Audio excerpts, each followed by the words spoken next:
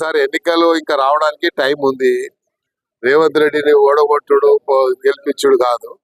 ముందు మనము మన జరిగినటువంటి తప్పులు తెలుసుకోవాలి. మరి ఏదో స్థామిత లేక మనం చేయకూడదు. ఎందుకంటే గురిగించ కింద ఉన్న మచ్చాగా ఎవరు తెలియదు, అది ప్రాబ్లం ఉంది. అందుకనే ఇప్పుడే కానీ ఒక స్థాయిలో ఉన్న వ్యక్తిని మనము తప్పుగా మాట్లాడితే ఆ స్థాయి ఉన్న వ్యక్తి కూడా కిందికి వచ్చి మాట్లాడాల్సి వస్తుంది. అందుకనే వీళ్ళే కదా మరి ముఖ్యమంత్రిని ఏకవచనంతో సంబోధించడము, నోటికి వచ్చినట్టు మాట్లాడడం, ఎవరైనా కానీ ఒక స్థాయిలో ఉన్న వ్యక్తికి మర్యాద ఇవ్వడం అనేది అది ప్రజాస్వామ్యంలో అది మన బాధ్యత. అలా కాకుండా వ్యక్తిగతంగా విమర్శించడం వల్లనే ఇవన్నీ వస్తున్నాయి. కాబట్టి రాజకీయంగా మీరు చేయొచ్చు. ఆయన కూడా ముఖ్యమంత్రి కూడా ఛాలెంజ్ చేస్తున్నాడు.